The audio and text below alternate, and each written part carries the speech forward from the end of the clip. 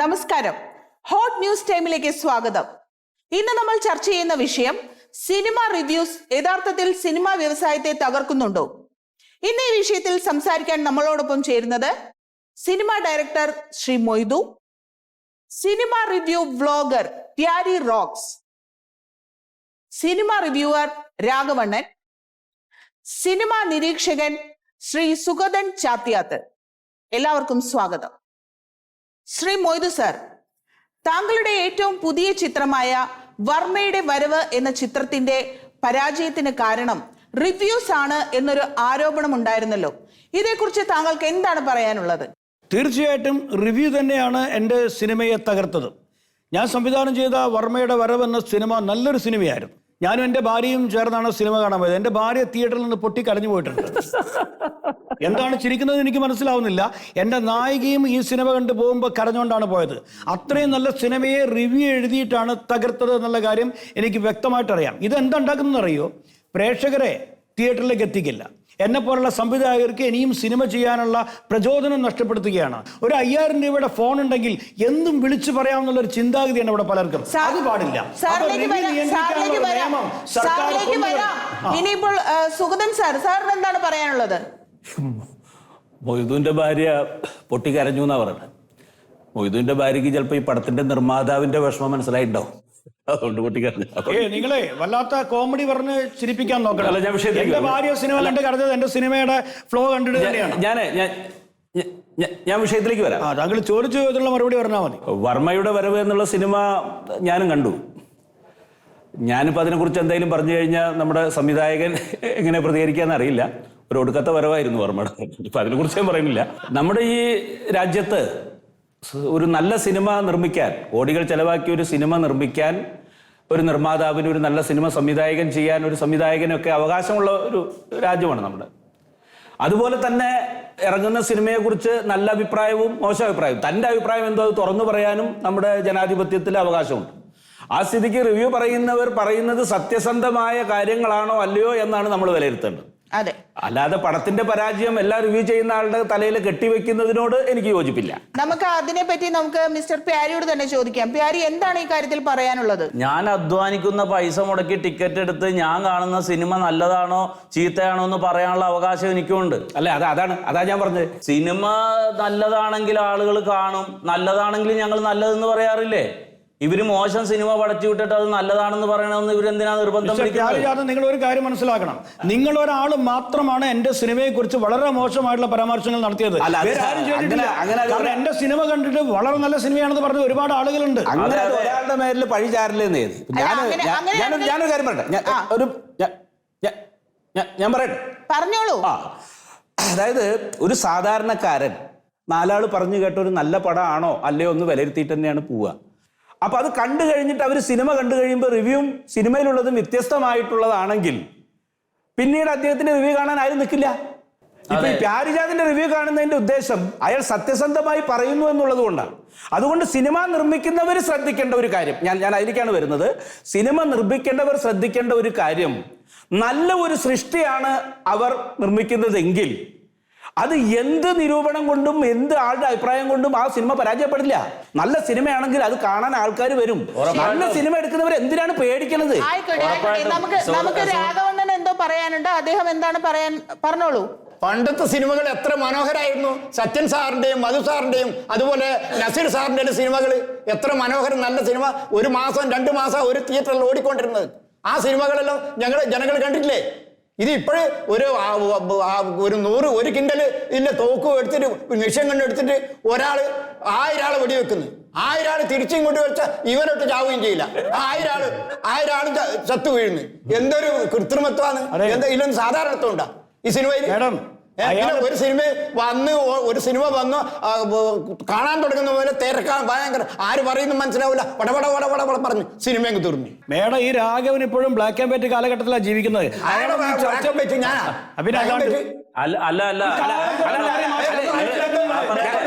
സിനിമയല്ല നമ്മൾ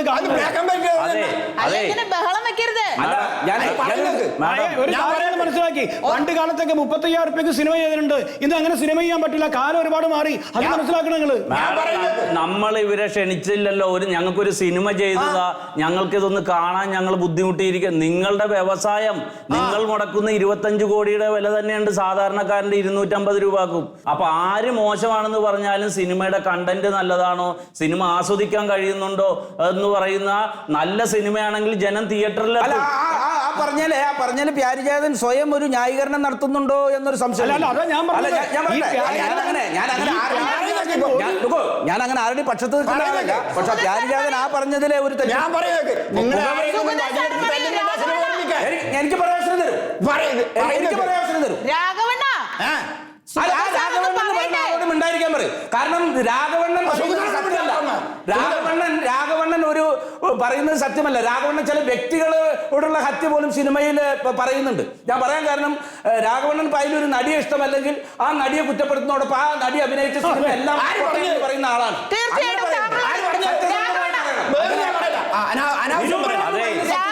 ഈ രാഘവൻ പറയുന്നത് ശരിയല്ല. അയാളെ മാറ്റി നിർത്തും. ഞാൻ വേറൊരു കാര്യം കൂടി ഞാൻ പറയാം.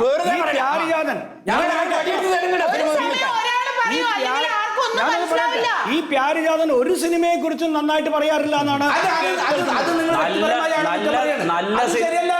സുഖൻ സാറേ, നല്ല സിനിമ ഇറങ്ങിയാ നല്ലതെന്ന് തന്നെ പറഞ്ഞു. ഇപ്പൊ മൊയ്തു സംവിധായകൻ പറഞ്ഞു അദ്ദേഹത്തിന്റെ സിനിമ കണ്ടതിന് ശേഷം അദ്ദേഹത്തിന്റെ നായിക കരഞ്ഞിട്ടാണ് ഇറങ്ങിപ്പോയെന്ന്. ആരെങ്കിലും പിടിച്ചടിച്ചിട്ടുണ്ടാവും. പുറകിലിരുന്ന് സിനിമ കണ്ട ആരെങ്കിലും കരണക്കുറ്റി നോക്കി അടിച്ചിട്ടുണ്ടാവും. നിങ്ങൾ ആ സമയത്ത് സ്പോട്ടിലില്ല. അത് ക്യാമറയിൽ പകർത്തിയിട്ടുണ്ട്, പല ചാനലുകളും അത് കാണിച്ചിട്ടുണ്ട്. എന്റെ നായിക കരഞ്ഞോണ്ട് വരുന്നത് അത് ആരും പിടിച്ചിട്ടൊന്നുമല്ല. നിങ്ങൾ സ്വയം അത് പറയരുത്. നിങ്ങളൊക്കെ നിങ്ങളുടെ പടം വിജയിക്കാൻ വേണ്ടിയിട്ട് സാധാരണ ജനങ്ങളെ തെറ്റിദ്ധരിപ്പിക്കുന്നുണ്ട്. അതിന്റെ കൂലിയാണ് നിങ്ങൾക്ക് കിട്ടിക്കൊണ്ടിരിക്കുന്നത്. 35 ലക്ഷം 35 കോടി 40 കോടി മുടക്കി നിങ്ങൾ ഒരു പടം എടുക്കുന്നു. അതിൽ ഇന്ന സാഹസ രംഗങ്ങളുണ്ടെന്ന് പറഞ്ഞ് നിങ്ങൾ തന്നെ പരസ്യം കൊടുത്ത് പാവപ്പെട്ട ജനങ്ങളെ തിയേറ്ററിലേക്ക് ആകർഷിക്കുകയാണ്. ഞങ്ങളെ പോലെയുള്ള റിവ്യൂ പറയുന്നവർക്കുള്ള ഫോളോവേഴ്സ് 2 ലക്ഷമോ 3 ലക്ഷമോ ഒക്കെയാണ് ഞങ്ങളുടെ അഭിപ്രായങ്ങൾ കേൾക്കുന്നത്. 3-3.5 കോടി ജനങ്ങളുള്ള ഈ കേരളത്തിൽ മലയാളികൾ ബാക്കിയുള്ളവർക്കെങ്കിലും വന്ന് പടം കാണാൻ പറ്റാത്തത് എന്താ? പടം മോശമായത് കൊണ്ട് മാത്രമാണ്. ഞാനൊരു അഭിപ്രായം പറയാം. ഈ 2 ലക്ഷം പേരെ കാണുന്നുള്ളൂ എന്ന് കരുതിയിട്ട് എന്ത് അസംബന്ധവും വിളിച്ചു പറയാമെന്ന് കരുതരുത്. ഈ 2 ലക്ഷം പേര് കണ്ടു കഴിഞ്ഞാൽ ആ കണ്ടവർ വീണ്ടും 2 ലക്ഷം പേരോട് പറഞ്ഞ് അപ്പൊ നിങ്ങൾ നുണ പറഞ്ഞാൽ അത് പടത്തെ ബാധിക്കും. സത്യസന്ധമായ രീതിയിൽ റിവ്യൂ ചർച്ച കൊണ്ട് ഞാൻ ഉദ്ദേശിച്ചു. എന്ത് നല്ല പടം എടുത്താൽ ആര് തന്നെ ആ പടത്തെ കുറ്റം പറഞ്ഞാലും ആ പടം വിജയിക്കും. എനിക്ക് പറയാം. മേഡം, ഈ റിവ്യൂ നിരോധിക്കാനുള്ള ഒരു ഉത്തരവ് സർക്കാർ കൊണ്ടുവരണം എന്നാണ് ഒരു സംവിധായകൻ എനിക്ക് പറയാനുള്ളത്. റിവ്യൂ ചെയ്യുന്നവരല്ല നിരോധിക്കേണ്ടത്. ഇത്ര പൊട്ട സിനിമ നിർമ്മിക്കുന്നവരെയാണ്, സംവിധാനം ചെയ്യുന്നവരെയാണ് നിരോധിക്കേണ്ടത്. അതെ, ഒരു കാര്യം മനസ്സിലാക്കണം. ഈ മൊയ്ത് ചെയ്ത ആദ്യത്തെ സിനിമയല്ലാതെ മൊയ്ത് 18 സിനിമ ചെയ്തിട്ടുണ്ട്. അതിൽ പല സിനിമകളും വിജയിച്ച സിനിമകളാണ്. ആയിക്കോട്ടെ. ഇപ്പൊ എനിക്ക് ചോദിക്കാനുള്ളത് പ്യാരിയോടാണ്. ഇപ്പൊ താങ്കൾക്ക് വക്കീൽ നോട്ടീസ് വന്നിരിക്കുകയാണ് ഈ വിഷയത്തിൽ. മാഡം, കേസ് കൊണ്ടും കോടതി കൊണ്ടൊന്നും ഞങ്ങളെ ആരും പേടിപ്പിക്കാൻ നിൽക്കണ്ട. വക്കീൽ നോട്ടീസ് വന്നത് ഞങ്ങൾ നിയമപരമായി നേരിടും. ഇനിയും സിനിമകളിൽ ഞങ്ങൾ റിവ്യൂ ചെയ്യും. നല്ല സിനിമയാണെങ്കിൽ നല്ലത് തന്നെ പറയും. ഇത്തരം മോശം പടങ്ങൾക്കെതിരെ ഞങ്ങൾ മോശമാണെന്ന് തന്നെ പറയും. അത് ഞങ്ങൾ റിവ്യൂ ചെയ്യുന്നവരുടെ കുറ്റമല്ല മലയാള സിനിമ പരാജയപ്പെടുന്നത്. നല്ല സിനിമകൾ ഉണ്ടാക്കാൻ കഴിവുണ്ടെങ്കിൽ നല്ല അഭിപ്രായങ്ങൾ പറയാനും ഞങ്ങൾ തയ്യാറാണ്. മോശം പടങ്ങൾക്ക് ഞങ്ങളുടെ ഭാഗത്തു നിന്നും നല്ല അഭിപ്രായം നിങ്ങൾ പ്രതീക്ഷിക്കണ്ട. നിങ്ങൾ അത്തരത്തിലുള്ള സിനിമ ഇവിടെ പിടിക്കണ്ട. നമ്മുടെ സമയം കഴിയാറായിരിക്കുകയാണ്. വക്കീൽ നോട്ടീസ് ഒരുപാട് വന്നുകൊണ്ടിരിക്കും ഇയാൾക്ക്. അത് ഞാൻ നേരിട്ടോളാം. ഒരു മിനിറ്റ് പറഞ്ഞോളൂ സാർ. നല്ല അഭിപ്രായങ്ങൾ റിവ്യൂ ചെയ്യത്തക്ക രീതിയിലുള്ള നല്ല പടങ്ങൾ നിർമ്മിക്കാൻ നിർമ്മാതാക്കളും സംവിധായകരും തയ്യാറാവുക. അത്രയ്ക്ക് പറയാം.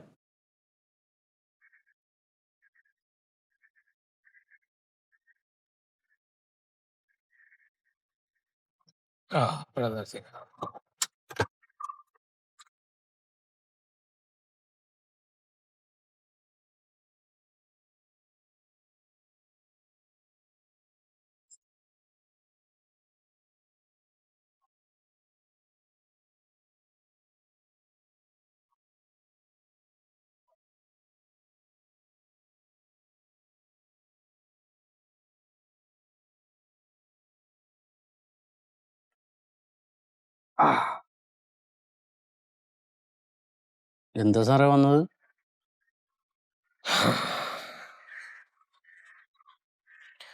മട്ടുപ്പാവിലെ അട്ട കേട്ടില്ല. അതെന്നെ എന്റെ പ്രശ്നം.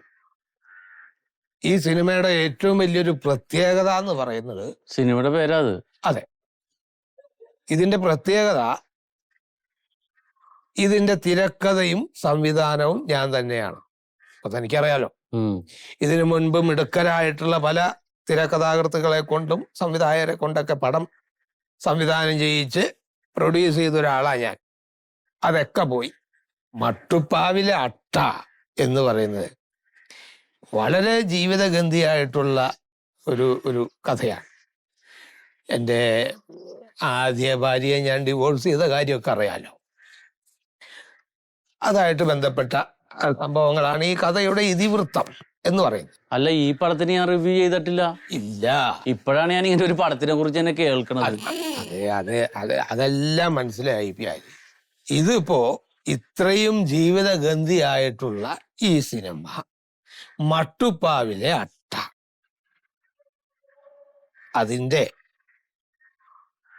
അതിന്റെ റിവ്യൂ പ്യാരി ഒന്ന് പറയണം. സാറല്ലേ റിവ്യൂ പറഞ്ഞതിനെതിരെ എനിക്ക് കേസും നഷ്ടപരിഹാരവും ഒക്കെ ചോദിച്ചത്? അതൊക്കെ മാറ്റി കളഞ്ഞേക്കാം. അതൊന്നും ഇനിയില്ല, എല്ലാം ഞാൻ പിൻവലിച്ചു. അതിന്റെ റിവ്യൂ ഒന്ന് പ്യാരി പറയണം. അതിനെന്താ വേണ്ട വെച്ചാൽ ഞാൻ തരുകയും ചെയ്യാം. ഇല്ല, പൈസ ഒന്നും വാങ്ങി ഞാൻ റിവ്യൂ ചെയ്യാറില്ല. അല്ലാതെ ഞാനിനി റിവ്യൂ ചെയ്യണമെങ്കിൽ ഞാൻ സിനിമ കണ്ടിട്ട് എന്റെ അഭിപ്രായം ഞാൻ സത്യസന്ധമായിട്ട് പറയും. മോശമാണെങ്കിൽ മോശമാണെന്ന് തന്നെ പറയും. പറയണം, അത് തന്നെ പറയണം. മോശമായിട്ടാണോ പ്യാരിക്ക് തോന്നുന്നതെങ്കിൽ അത് തന്നെ പറയണം. അതെന്തിനാണ്? അതെന്തിനാന്ന് ചോദിച്ചാൽ, ഞാൻ ഇത്രയും കാശൊക്കെ ഇറക്കി ഒരു പടം ചെയ്തിട്ട് ഒരു മനുഷ്യ കുഞ്ഞത് അറിഞ്ഞിട്ടില്ല ഇറങ്ങിയത്. അപ്പോ താൻ മോശം അഭിപ്രായം പറഞ്ഞിട്ടാണെങ്കിലും ഈ പഴം ഇറങ്ങിയെന്നൊന്ന് ആളുകൾ അറിയട്ടെ.